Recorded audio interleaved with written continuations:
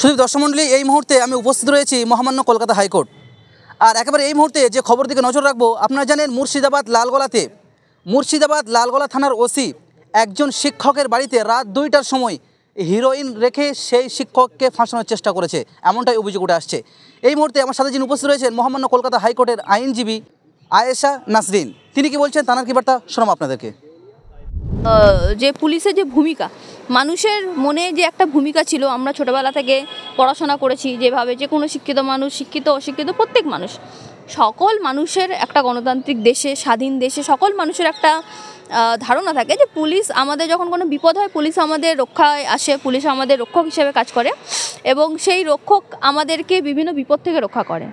কিন্তু বিগত কয়েক বছর ধরে পশ্চিমবঙ্গে যে অবস্থা, সেখানে পুলিশ মানুষের ভক্ষক হয়ে গেছে। মানে ভক্ষক কথাটা এতবারই ব্যবহার করা হচ্ছে পুলিশদেরকে নিয়ে যে আমি নিজে আইনের লোক হয়ে আমার নিজের লজ্জা লাগে যে যাদের আইনের সুরক্ষার দায়িত্ব, তারা এতটা পর্যায়ে মানুষকে হয়রানি করছে, এতটা পর্যায়ে মানুষের ওপর অত্যাচার করছে যে তাদেরকে ভক্ষক বলতে হচ্ছে আমাদেরকে বাধ্য হয়ে বারংবার।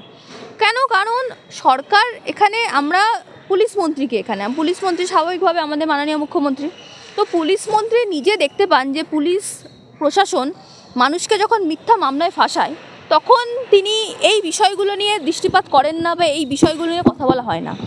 যখন সাধারণ মানুষকে হয়রানির শিকার হতে হচ্ছে পশ্চিমবঙ্গের বিভিন্ন জায়গায়, তখন এই বিষয়গুলো নিয়ে দৃষ্টিপাত হয় না। দৃষ্টিপাত হচ্ছে কোন বিষয়গুলো নিয়ে? যে বিষয়গুলো শুধুমাত্র তাদের রাজনৈতিক সুবিধায় কাজে লাগছে, তাদের গদি সুরক্ষার কাজে লাগছে, শুধুমাত্র সেই বিষয়ে দৃষ্টিপাত করা হচ্ছে। এবং এইভাবে আস্তে আস্তে সাধারণ মানুষের ওপরে যে অত্যাচার এরা চালিয়ে যাচ্ছে, যাতে এদের গদিটা সুরক্ষিত থাকে।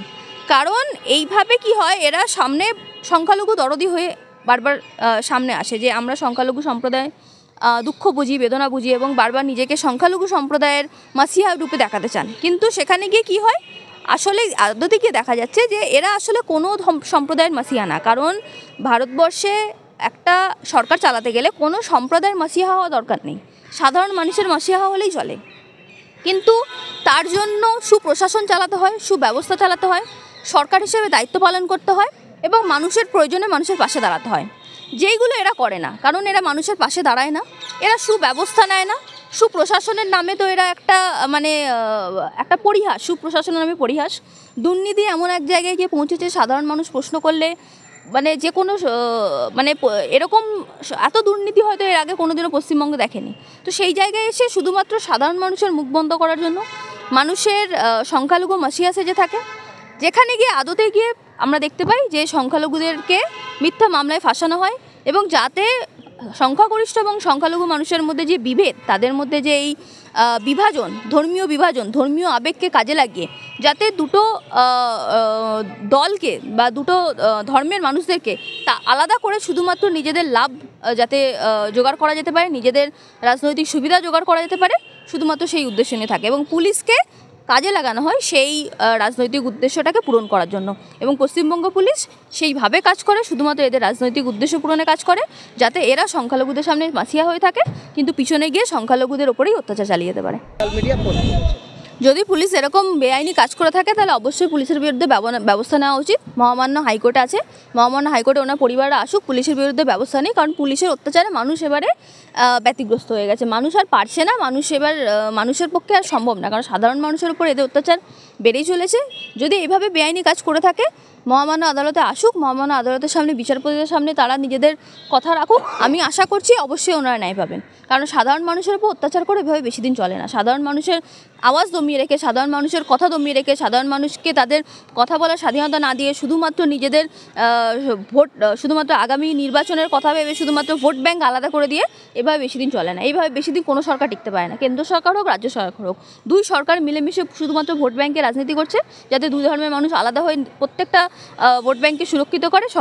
যেমন কেন্দ্র সরকারে হিন্দু ভোট সুরক্ষিত থাকে এবং পশ্চিমবঙ্গ সরকারে মুসলমান ভোট সুরক্ষিত থাকে। শুধুমাত্র এই রাজনীতির মধ্যে গিয়ে সাধারণ মানুষের উপর অত্যাচার চলবে না। অতএব পুলিশের বিরুদ্ধে ব্যবস্থা নেওয়া হোক, মহামান্য আদালতে আসা হোক এবং ন্যায় বিচার চাওয়া হোক। অবশ্যই সাধারণ মানুষকে যখনই আইন সবসময় সবার জন্য আছে, সাধারণ মানুষের জন্য আছে, প্রত্যেকটা মানুষের জন্য আছে এবং আইনের চোখে প্রত্যেকটা মানুষ সমান। ভারতবর্ষের সংবিধান বলে দিয়েছে প্রত্যেকটা মানুষের, ভারতবর্ষে যেই হোক না কেন, যত বড় নেতা হোক না কেন, যত বড় মন্ত্রী হোক না কেন, এবং ভারতবর্ষের যে মানুষ ভ্যান চালায়, রিক্সা চালায়, যারা রাস্তায় শুয়ে থাকে, প্রত্যেকের সমান অধিকার, এবং সংবিধান আমাদের প্রত্যেককে সমান অধিকার দিয়েছে। তাই আইনের সামনে, আইনজীবীদের সামনে এবং বিচারকদের সামনে একজন ভ্যানওয়ালা, রিক্সাওয়ালার যা অধিকার আছে, ঠিক একজন প্রধানমন্ত্রী যা অধিকার, একজন মুখ্যমন্ত্রী যা অধিকার, একজন ভিআইপি নেতা মন্ত্রী যে কারোর যে অধিকার আছে, একজন সাধারণ খেটে খাওয়া মানুষের, তিনি ভ্যান চালক হোক, রিক্সা চালক, যে কোনো মানুষ হোক, প্রত্যেকটা প্রফেশনকে আমরা সম্মান দিই। সংবিধান প্রত্যেকটা প্রফেশনকে এক চোখে দেখে এবং সবার একই অধিকার আছে। এখানে কোনো মানুষের মধ্যে কোনো বিভেদ দেখা হয় না এবং সবার ন্যায় পাওয়ার অধিকার আছে। মহামান্য আদালত আছে তার জন্য, যাদের সাথেই অন্যায় হচ্ছে তারা মহামান্য আদালতে আসবেন। আমরা আইনজীবীরা আছি তাদেরকে ন্যায় পাওয়ানোর জন্য।